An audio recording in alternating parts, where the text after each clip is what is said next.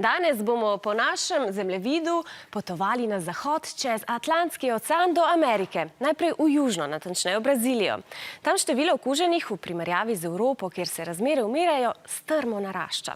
Guvernerji 26 zveznih držav se vsak zase odločajo o tem, katere ukrepe bodo upoštevali, njihov predsednik pa bi odpravil prav vse. Guverner države San Paulo je prebivalce pozval, naj ostanejo doma ter zaprl vso proizvodnjo in ne nujne dejavnosti do konca maja. Razmere so zares kritične, saj bi v njihovih bolnišnicah lahko kmalu zmanjkalo prostora za vse bolnike.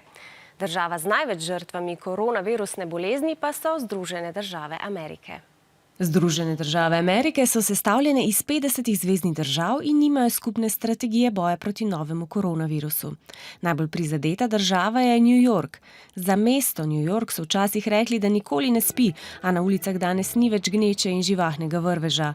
Guvernerji v nekaterih zveznih državah od prejšnjega tedna rahljajo ukrepe in preklicujejo navodila prebivalstvu, naj ostane doma. Guverner New Yorka pa je pri tem previdnejši. Na severu države je že dovolil nekatere dejavnosti v gradbeništvu, sadjarstvu, cvetličarstvu in odprl vrtce, vendar bo mesto New York ostalo zaprto še do sredine junija. Nove okužbe potrjujejo predvsem pri osebah, ki hodijo po nakupih, so športno dejavne ali pa se družijo, in ne pri tistih, ki hodijo v službo. Novi koronavirus pa je veliko ljudi prizadel tudi denarno, saj je marca brez službe ostal vsak 5. Američan. Veliko je brezdomcev, močno se poglablja neenakost. Dolge vrste avtomobilov se vijejo pred razdelilnicami hrane po vsej državi. Številnim po plačilu najemnine in položnic ne ostane dovolj niti za hrano. Predsednik Trump je imenoval posebno skupino, ki naj bi bdela nad razvojem cepiva proti novemu koronavirusu.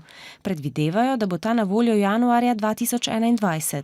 Še pred koncem leta, novembra 2020, pa bodo Američani volili predsednika.